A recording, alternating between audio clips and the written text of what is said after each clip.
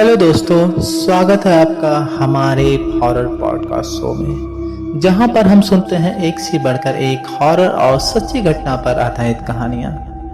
फिलहाल आप लोग को अगर कहानी पसंद आ रही है तो वीडियो को जरूर लाइक कीजिएगा। तो आज की जो हमारी कहानी है वो कनाडा के ओंटारियो जो शहर है वहाँ की कहानी है। वहाँ का एक स्कूल है जिसका नाम होता है ऑरोरा हाइट्स पब्लिक स्कूल। तो ये ऐसे स्कूल की कहानी है जहाँ पे कुछ अजीबोगरीब घटनाएं घटी हैं। अब वो घटनाएं कैसे घटती हैं, किस किस ने उसका अनुभव किया और उस घटना के पीछे क्या राज छिपा होता है, आज हम अपने इस पॉडकास्ट में जानेंगे। तो वीडियो को देर न करते हुए शुरू करते हैं। तो ये कहानी तो ऑरोरा हाइट्स पब्लिक स्कूल की है, जहाँ पे हजारों लड़की लड़कियों ने अपने जिंदगी की शुरुआत की है। क्योंकि इस स्कूल का जो शैक्षणिक स्तर है वह बहुत ही उत्साहवर्धक है और इस स्कूल की चर्चा पूरे शहर में बहुत ही प्रसिद्ध है। कुछ समय तक यह स्कूल अपनी ख्याति यानी प्रसिद्धि बिखेरता रहा, लेकिन समय थोड़ा सा ही बीता था इस स्कूल के बनने के बाद। वैसे ही वहाँ कुछ अजीब सी हरकतें होनी दिखाई व सुनाई देने लगती हैं।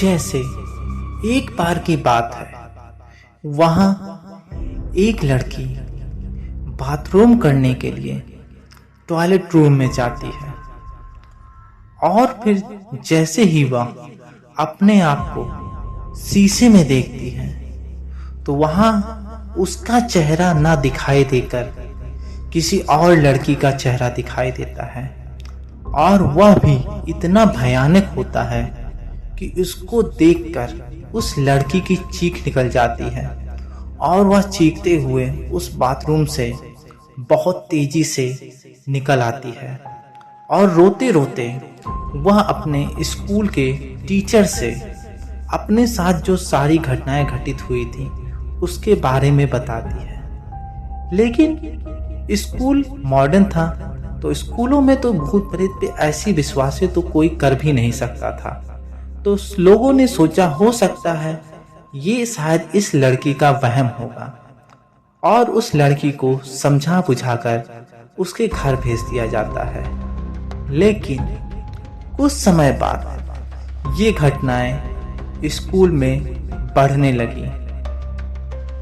जैसे स्कूल के छात्र छात्राएं और शिक्षक जो कि वहां पढ़ाते और पढ़ते हैं, उन्होंने बताया कि स्कूल के कमरे के दरवाजे अचानक ही खुल जाते हैं और अपने आप ही तेजी से बंद भी हो जाते हैं।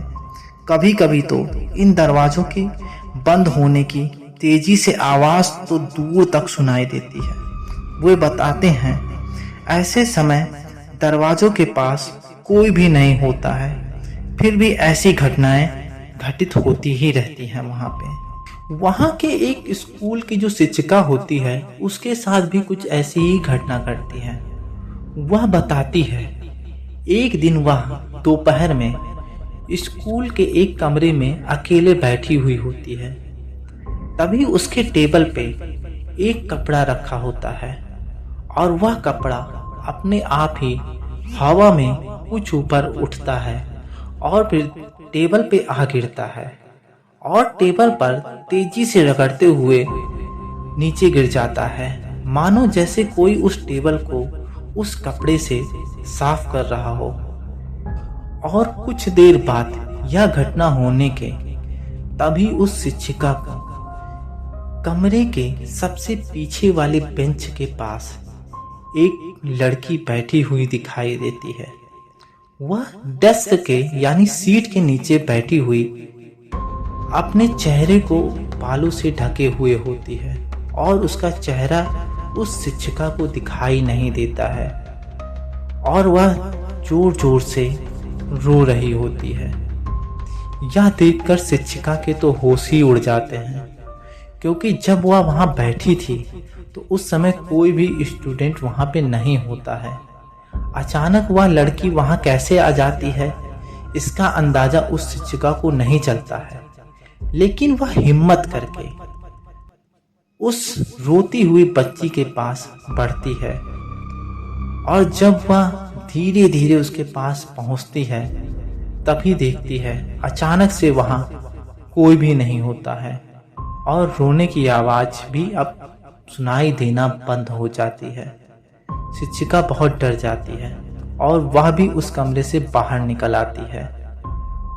जब वह कमरे से बाहर निकल आती है तो जब वह एक बार फिर उस कमरे के अंदर देखती है तो उस कमरे में एक कांच की खिड़की लगी होती है और उस खिड़की पे किसी बच्ची के दोनों हाथों के निशान दिखाई देते हैं और कुछ ही समय बाद वो निशान वहां से गायब हो जाते हैं।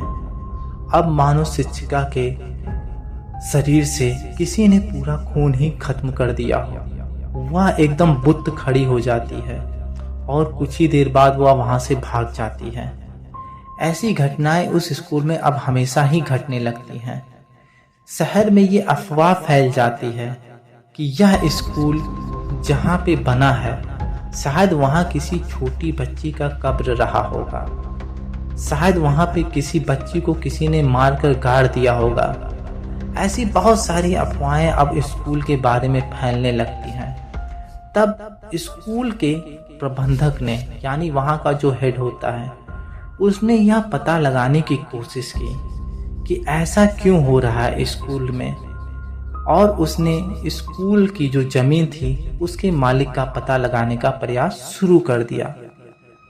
कुछ समय बाद उसे कुछ पता चलता है कि पहले जब राजशाही थी तो उसके बाद जब राजशाही खत्म होती है तो जो संपत्ति यानी जमीन जो होती है वो 1773 में विलियम हेम्स के पास आई और उसके परिवार के पास यह जमीन लगभग 74 साल तक रही।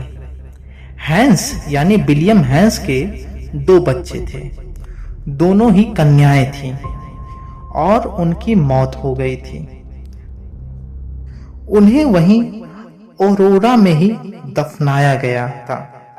पहली लड़की रेबेका जब 1 साल की हुई तो 1804 में उसकी मौत हो गई और दूसरी लड़की जिसका नाम पोली होता है वह 2 साल की उम्र में ही 1818 में मर गई, क्योंकि उस समय औरोरा जो कि उस ओंटारियो शहर का एक जगह था जहां पे वह स्कूल बना था, तो वहां पे कोई कब्रिस्तान नहीं था।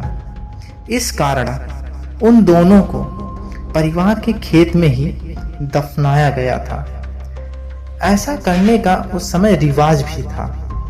जब तक बकायदा कब्रिस्तान नहीं बनाया गया तब तक लोग अपने खेतों में ही अपने परिजनों को दफना दिया करते थे। इसलिए ऐसा माना गया कि शायद उन कन्याओं में से ही किसी एक का भूत ये हरकतें कर रहा है, क्योंकि जिस लड़की की रोने की आवाज आती थी वह भी इसी उम्र की ही लगती थी। लेकिन स्कूल के संचालकों का अनुमान है कि यह संभावना हो सकती है कि वह और भी हो सकता है कोई। कुछ समय बाद हैंस के परिवार ने जो अपनी दोनों बेटियों का कब्र था उसको कहीं और स्थानांतरित करने का सोचा, क्योंकि कुछ समय ही बीते थे वहां पे चर्च का राज स्थापित हो जाता है और चर्च ने शवों के दफनाने के लिए एक कब्रगाह का निर्माण भी किया। अब वहां पे जो वहां के निवासी होते हैं उन लोगों ने अपने परिजनों की कब्र को उस कब्रगाह में दफनाने लगे। साथ ही जो पुराने कब्र थे उनको वहां से खोद कर स्थानांतरित कर उस नए कब्रगाह में दफनाने का प्रचलन तेजी से बढ़ने लगा। और हेनरी के परिवार ने भी हैंस के भी परिवार ने कुछ ऐसा ही किया। लेकिन कहा जाता है कि शायद उन बच्चियों की कब्र को ऐसा करना पसंद नहीं आया। इस कारण से आज भी वह आत्माएं अतृप्त हैं। और कुछ समय बाद उस जो खेत था उस पे कुछ, या यूं कहें आज स्कूल बन गया है, इसलिए उन लड़कियों को यह बात भी पसंद नहीं आई। यह सब स्कूल के संचालकों को पता चली। अब संचालकों ने सोचा इस बात का कैसे समाधान निकाला जाए। तो स्कूल के जो संचालक होते हैं उन लोगों ने चर्च के पादरियों से मदद की गुहार लगाई। तब चर्च के जो पादरी होते हैं उस स्कूल में एक विशेष पूजा पाठ का अनुष्ठान करते हैं और उस लड़की के आत्मा को मुक्ति दिलाने के लिए कई ढेरों प्रकार की रस्मों का संचालन करते हैं। और इस संचालन में ही उन लड़कियों की आत्मा उस स्कूल से मुक्त हो जाती हैं और अब वह स्कूल बहुत ही अच्छे तरीके से चल रहा होता है। लेकिन आज भी कभी कभी रात में ऐसा कुछ उस स्कूल के आसपास दिखाई व सुनाई देता है जिससे लोगों को अभी भी विश्वास नहीं होता है कि वह लड़कियां उस स्कूल से चली गई हैं। तो ये थी हमारे आज के हॉरर पॉड की सच्ची घटना पर आधारित कहानी। अगर आपको हमारा वीडियो पसंद आता है तो प्लीज़ वीडियो को लाइक करें, और वीडियो बहुत ज़्यादा पसंद आए तो चैनल को सब्सक्राइब कर लें, फॉलो कर लें, जिससे आपको समय समय पर हमारे हॉरर पॉडकास्ट की कहानियाँ मिलती रहें। फिलहाल मिलते हैं अगली वीडियो में, अगली पॉडकास्ट में किसी नई कहानी के साथ। तब तक के लिए अपना ख्याल रखिए और मस्त रहिए। चलते हैं, बाय बाय।